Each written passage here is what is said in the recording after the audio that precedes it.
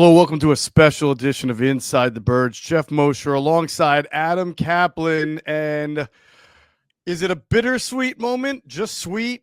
Maybe a little bitter, but BrandonGraham has called it quits, Adam, after an incredible Eagles career that we'll get into. 15 years, 76 and a half sacks, and several injuries, including his second torn triceps of this past season in the Super Bowl.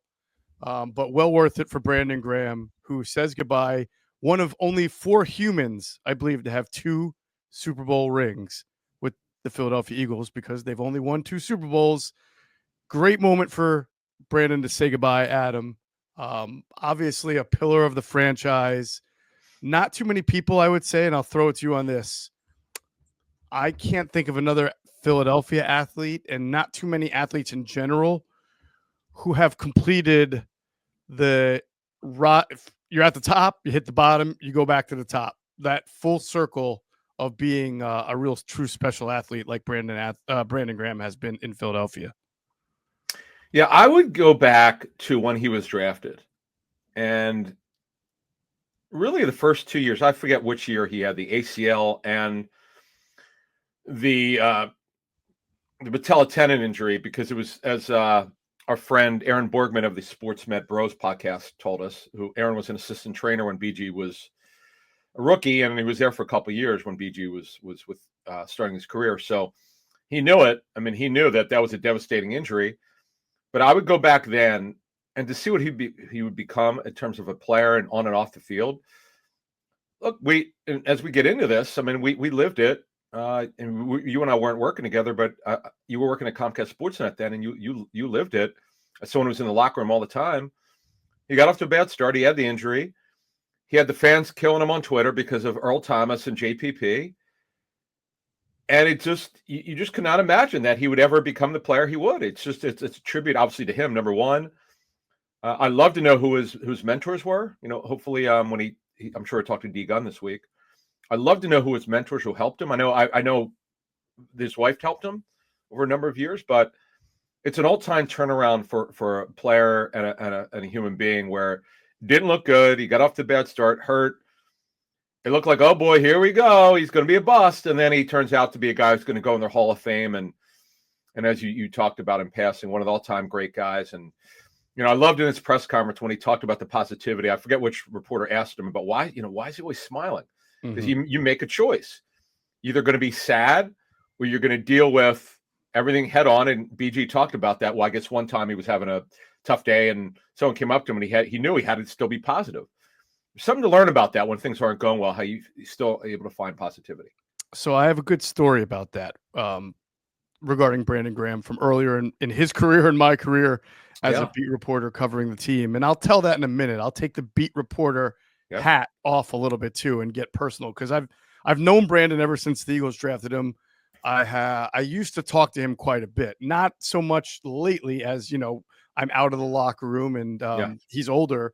But I'd say the first 5 to 7 years of his career, I had a really close relationship, and we would talk a lot off the field in the off season. And I'll share some stories that Please he wouldn't mind me sharing in a minute. Yeah, I never heard these, so go ahead. Yeah, but to go back to what you're saying, there's something very rare about his story also, in that he has achieved a status in Philadelphia that's pretty unique, because, you know, Jason Kelsey and Brian Dawkins and Mike Schmidt and Iverson, like if you think of legendary Philadelphia sports figures, Dr. J, what they all have in common is that not only were they beloved, well, I mean, I know Mike Schmidt had some consternation with fans, so maybe they all, and so did AI. They all went through it at times in their career with fans and media. But those guys are not just Philadelphia legends; those are legends of the sport. BrandonGraham is unique in that he earned a status of being a legend in this town for his ability to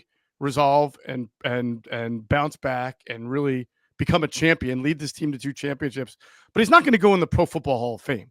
He's a very good player. He's not the greatest at his position to ever play, like some of those guys we just mentioned. But that just shows you how awesome his story is, how magnetic and larger than life he is that he could be.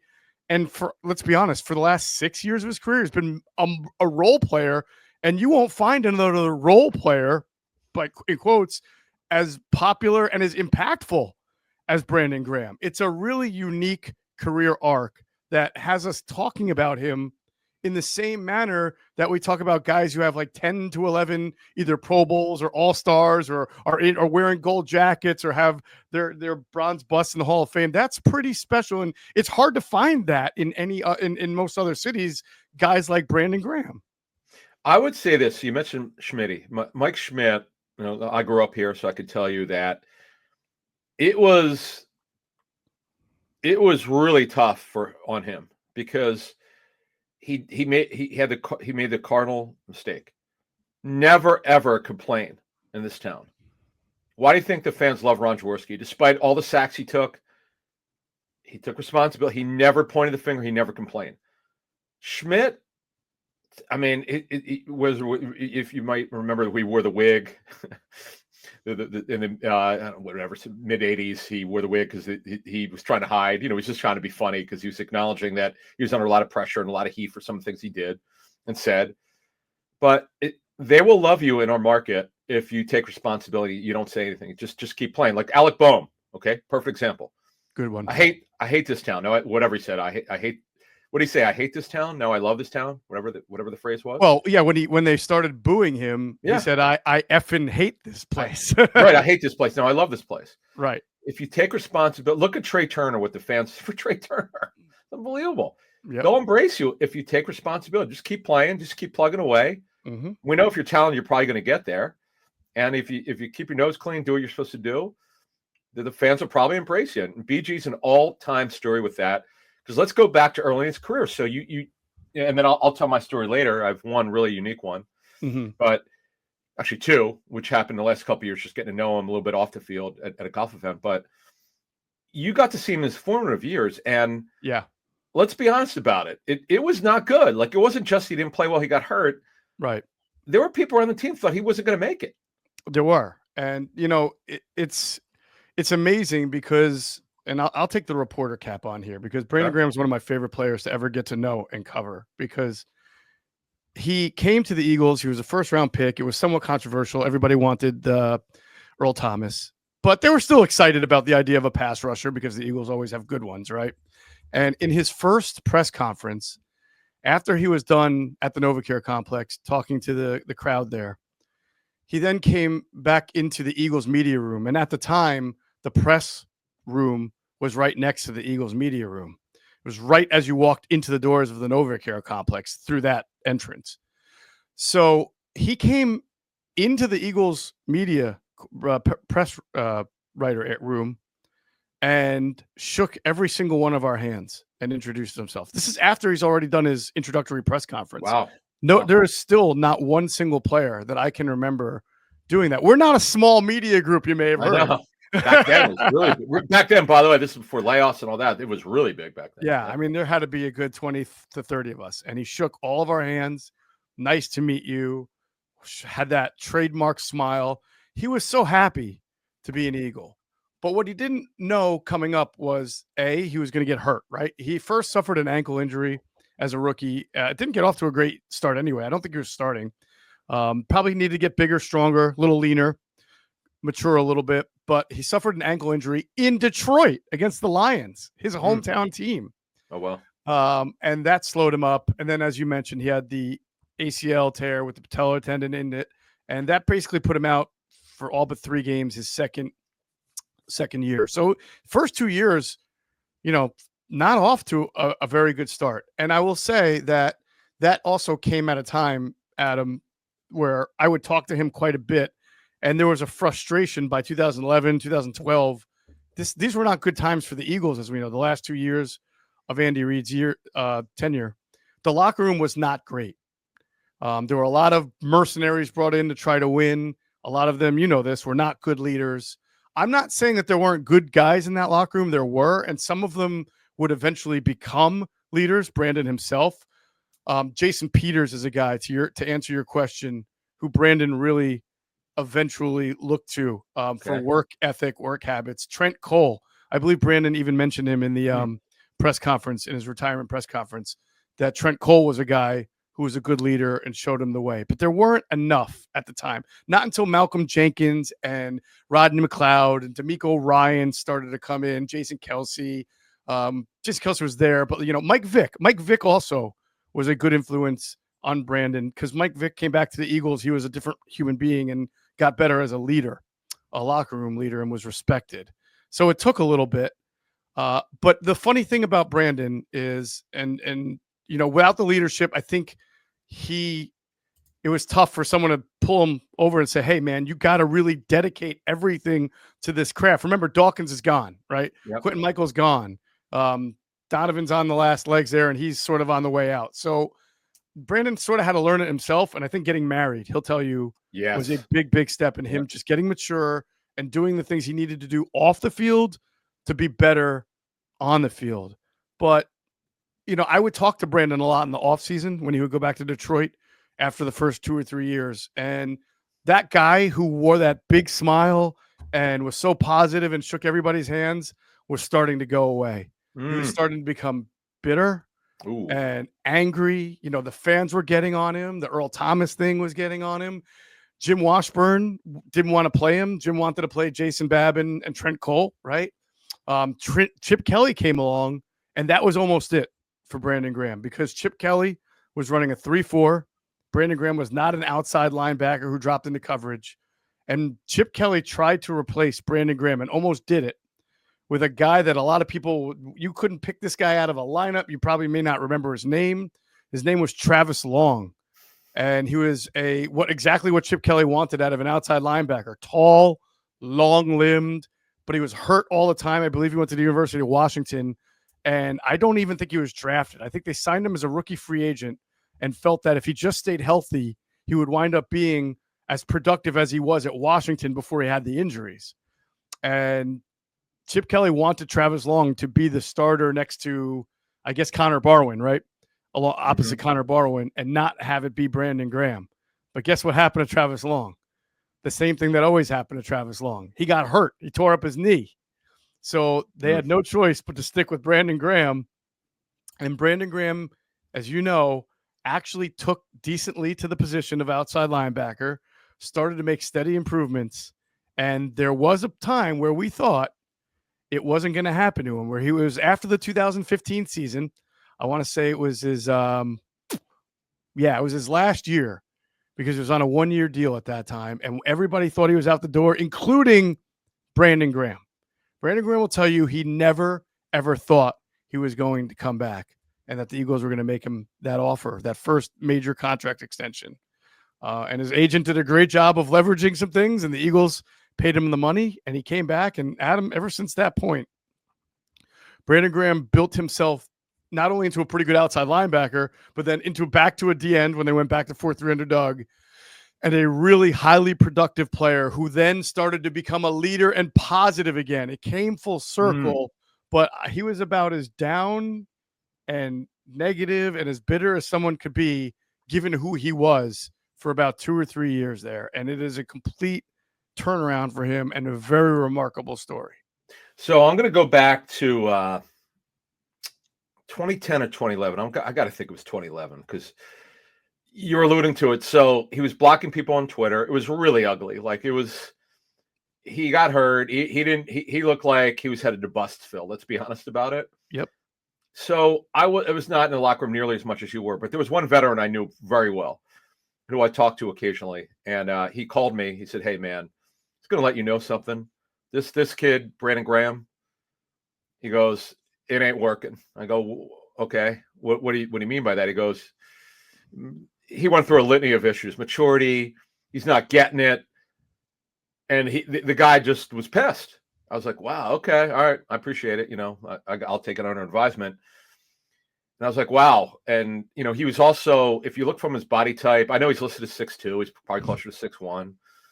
Then they had the major knee injury, which we both talked about. And there was no reason to think he would turn it around. And you gave some really good background on, because you knew him personally, about how his mood changed. He was just this positive guy when he got there, but it was all crashing down on him. The injury, major knee, really bad knee injury. To have an ACL and a torn patellar tendon at the same time, on the same knee is like, you never heard of that before. So you wouldn't think that he could turn his career around. And there's that saying that my friend Jerry Madelon, you know Jerry, who's the performance coach, uses.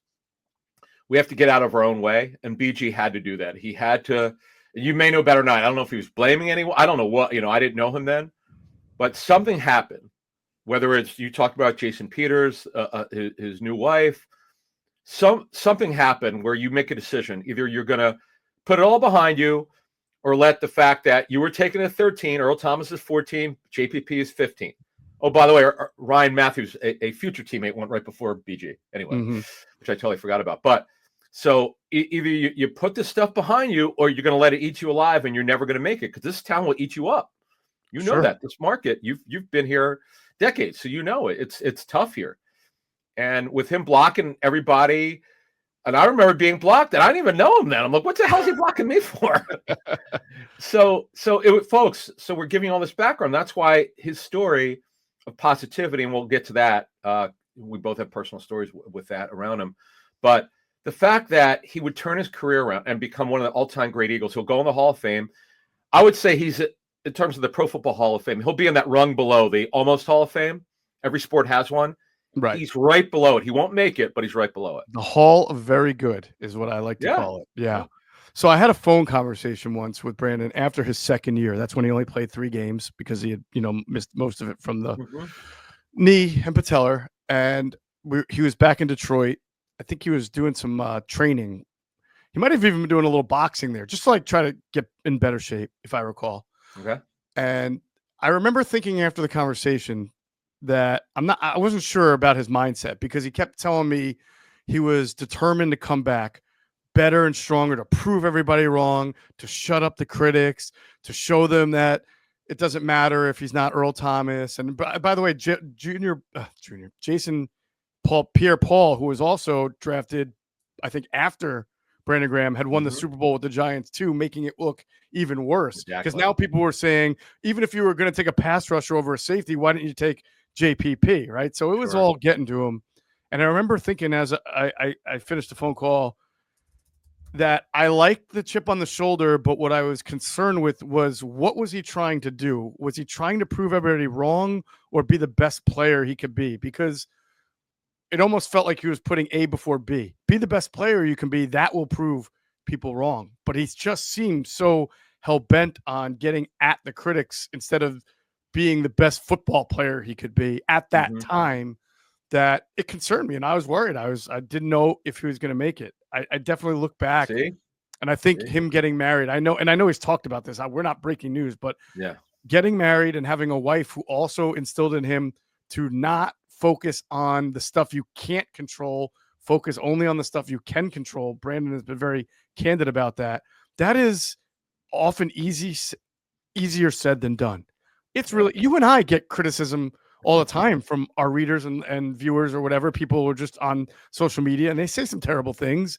And we've had to learn to just sort of be like, whatever. That's one person out of 10,000 listeners, right? So what's the percent? Who cares? But it doesn't make it like you see it. So I can't imagine if we were actually star athletes and getting it 50 times over, and having a bad day on the field like all players do. So it's easier said than done. And I give him a lot of credit in a city like Philadelphia for reshifting that priority to not just proving people wrong, just going out there and wanting to win. That's all he's ever wanted to do since he rediscovered himself. Didn't matter if he had 15 sacks. Didn't matter if he was a Pro Bowler. He came back to this team this year to win a Super Bowl, because that, at some point in his career, he learned it's just about winning and doesn't matter what anybody else thinks. So I'm going to start my way back, and then we'll go to early his career. But the thing that blew me away the last 4 or 5 years is, so we had this situational pass rusher role, right? Really going back, it's really the past 4 years. He's been a part-time player. Also, he got hurt in 21, and he's had a spate of injuries. And then before that, extremely durable, really durable. He didn't miss it. He missed one game over 8 years or something. That unfortunately, things happen. You have some bad luck. But talking to certain people with Eagles over the years, his leadership, his ability to be a mentor to younger players, See, the key about that is you don't have to be leaders don't have to be taught that. You just do it naturally. He was a leader in his own way. You know, people talk about Darius Slay being positive in the locker room. That's great. But BJ has such tenure, and the younger guys looked up to him. And then the other part of, as we walk through memory lane here, his ability to rise to the moment in 2017 with the strip sack, and you've seen the sound.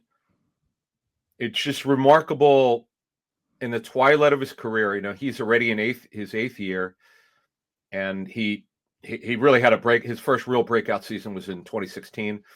It wasn't the sacks; it was only 5.5. But the quarterback hits and his pass rush rate, he became a second-team All-Pro. And then the next year they won the Super Bowl, and him being a big part of it that late in his career, really almost mid-career, kind of, is pretty remarkable. And then to see the first 5 or 6 years where you just outlined the Travis Long situation and how it seemed like he was on his way out, nobody wanted him. Brent Selleck, by the way, went through a similar situation when Chip Kelly went in here.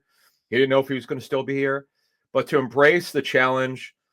And it shows as a human being, sometimes when you realize that it's on you now, it's not on anybody else, and you accept it, the challenge, and you take it to another level. Like, few human beings could do what he did. I can be honest with you that. After the first couple of years, it was so bad, not just based on what you and I have just said, just hearing from people around the team, you couldn't imagine he could turn it around. There's just, what signs did you see? I want to throw it back to you. You outlined later, but okay, 2012, you're starting to play a little better. Okay. Yep. So did you see anything? Did you hear anything? So I'm glad you asked that. There is a point that stood out to me. It was really 2013 was Chip's first year, correct?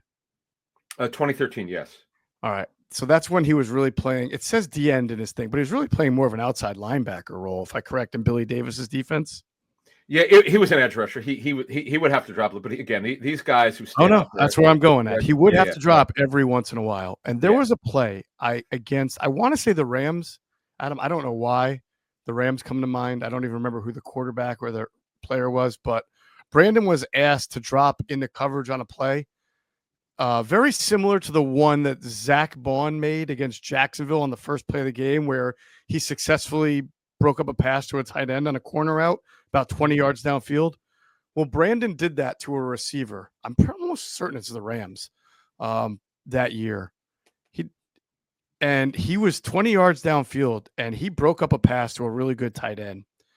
And I remember, I think the Eagles might have even lost the game, but I remember talking to him after the game, and he was saying, I'm getting it. I'm really starting to understand. He's like, I know I don't have to drop back too much, but when I do, I have responsibilities, and I'm really starting to understand. Because even though he was an edge rusher, he was standing up more for the first time in his career than having his hand in the dirt. And things were starting to click for him, and he was starting to get it, and he was really proud of that play. I bet you if I spend enough time on Google, I could probably find that play and that moment. But he always would go back to that even later that season and in future years as the time when things started to click for him and he started to understand how to cover when he had to drop into coverage. And of course, the irony of that was, that ended once Chip Kelly went away because they went back to a 4-3 under Doug Peterson. But I really think the Chip Kelly years were where he came into his own as a leader because he could sense things weren't right with the coaching staff and how the Chip Kelly regime and upstairs and the locker room. There was a lot of back and forth division, not a lot of happy players, but he was coming into his own and becoming a leader in his own right and playing better. Sky Motor Cars in Westchester is a different sort of dealership. All it takes is one look at their Highline pre-owned vehicles that people all over the country want and need. Owner Brett Schulter makes sure you don't spend a dime of your money before you purchase the car. Sky Motor Cars allows you to make all the decisions regarding your next vehicle. At Sky Motor Cars, you never have to spend more than necessary. Visit SkyMotorCars.com today or call 610-918-7225. I would add to that another part of that. In 2016, when he was a second-team All-Pro, the secret sauce of his career, and this goes to his savvy and veteran smarts, is he became an exceptional run defender. Considering he's not tall, again, he's short, I don't know what his arm length was, but I know, again, he's definitely not 6'2". And to do what he was able to do, I just, it's one of those things where you shake your head, you just can't believe it. Mm-hmm. Why is this ringing? I don't know what this is here. But anyway, the bottom line is, when you look at Brandon Graham's career, he had so many career arcs. You see down, up, in pretty healthy for a number of years. Then he gets hurt. Then he becomes again one of the all-time Eagles. But the situation on being positive all the time. So he and I play in a golf event every summer for Mid-Penn Bank in Hershey. I think it was 2 years ago. And maybe we were talking for an hour, I don't know, with a bunch of people. And it's just, there are very few people that I've come across in my life that make me smile, where I go, wow, that was really amazing. I feel like I felt better because I was around this person. Mm-hmm. I remember driving back and being blown away by how great I felt. And I'm like, I never met anyone like him. Like I don't know him like you. So, and I know you have incredible, you and Derek Gunn have had some incredible connections with him. I just don't know him that well, but I know him to be positive. But until you're around it, it's something special, man. I got to tell you, I got pretty emotional after that day. I was like, I told my wife, I was like, you can't believe this guy. This is incredible. Where do we find more people who are this positive? And, but it's for breast cancer awareness, and some of it's very sad. All of us have been touched by it. But it's just to be around someone who's that positive. My God, I wish we could all be like that all the time. And he has this knack for being right about things when it doesn't seem like it, because he's so positive. When the Eagles were 2-2 this year going into the bye, and the defense was playing like crap, and Tampa Bay just completely shreds them left and right. He went on his radio show that he does with WIP, and he was saying, I have complete faith. We're fine. I see how we practice. I see what we're doing behind that other people don't see. And it's easy to be like, yeah, you're just saying that because you're an Eagle and you're not going to throw everybody under the bus. But he was really firm and steadfast in it, and he was right. I mean, he was absolutely right. They finished with the number one defense, but he didn't blink. He didn't blink about how good he thought the team could be when they were 2-2. And he certainly didn't say he was worried or nervous the way 95% of us all were. So kudos to him. Props to him. I did wear my Penn State sweatshirt just as a little symbol of the fun battles we would have in the locker room, because he's a Michigan guy. So, we would always talk a little Penn State, a little Big Ten football. And he'll be missed. So let's finish on this, because the Eagles have lost now Fletcher Cox, Brandon Graham, and Jason Kelsey in the last 2 years, which is not just amazing talent, but also obviously leadership. Sure. If you look at their defensive front as they go into 2025, as it currently stands, Jalen Carter, Moro Ajomo, Jalex Hunt, Nolan Smith. I mean, these are all guys who have been in the league for 3 or fewer years. Now, they signed Azeez Ojulari and Josh Uche, and by all accounts, they're good guys. I haven't heard anything about them otherwise. But without Cox and without Graham here, it's sort of an interesting time for the Eagles defensive front. And I think it would be wise for them to make sure that they're bringing in a veteran, somebody who's almost like a Calais Campbell type guy, to hold some things down while you get some age out of Carter, out of Ajomo, out of Hunt, out of Smith, because they really don't have an elder statesman. It's true. At this point. They rolled the dice last year. They didn't like the D tackles were out there, and they went all young, and it actually worked out. They won a Super Bowl with it. Yep. It's kind of subjective, but you're being objective about something that's subjective. There's no really way to know how much a veteran. You can't measure it in wins, right? But it's always good to have someone lead the way and show you the way that things need to be done. But this is Jordan Davis's 4th year. This is Carter's 3rd year. Byron Young, look, he's a guy the Eagles are intrigued by. They want to see more of him. The Raiders cut him after 1 year, which is never good. You're always concerned about that. Why would a team cut a guy like that? It was a 3rd round pick. But Thomas Booker, by the way, is here. He's a young guy. Gabe Hall's got the measurables, but he hasn't really done anything. You're right. I mean, Calais Campbell would be a guy who would love to win, by the way. Yeah. Plus, by the way, no Slay, who was a leader. That's right. He's gone too. Another one. Yep. CJ was a leader. CJ was accountable this year. When he got kicked out of the game, he said, I screwed up. and his teammates loved him. It's a very, very, very young defense right now. Zach Baun might be the other statement, and he is a good guy to have in the locker room. So is Nakobe Dean, by the way, another guy still on his first contract, though. It's a really young defense. It is. Reed Blankenship's one of their sort of leaders, but it was top 3 in youngest defenses last season. I can't imagine there's a defense that's younger. We'd have to look at this. And it just got younger. Yeah, I know, exactly. Shave the years off. Exactly. The average age is now dropped significantly.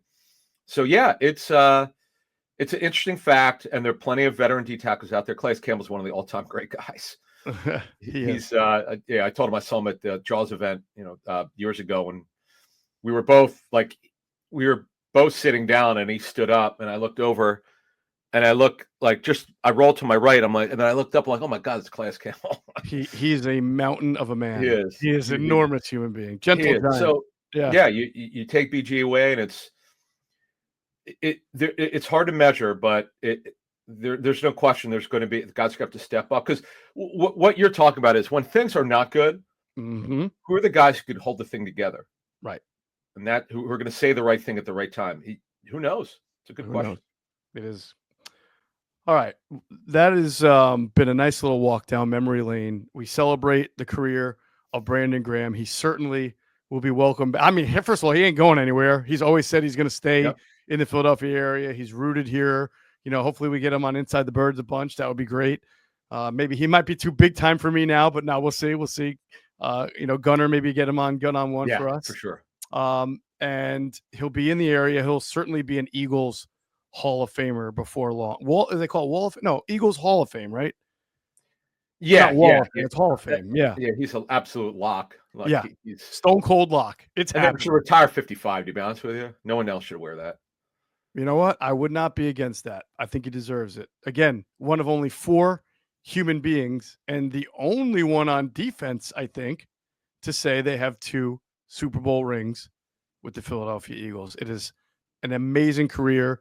An amazing accomplishment. We celebrate him. We feel for the fans because they lose yet another beloved one after losing Cox and Kelsey last year. However, this is what the Eagles do. They go on and they replace and they find new leaders, and we'll see. Just want to once again wish Brandon Graham the best in his retirement from Inside the Birds. For Adam Caplan, I'm Geoff Mosher. You've been watching a special edition of Inside the Birds. Be sure to check out our friends at PHLSportsNation.com. They're enhancing the fans' experience with their coverage of all Philadelphia sports teams. For the fan, by the fan is their motto. So make sure you check them out at PHLSportsNation.com and on Twitter at PHLSportsNation.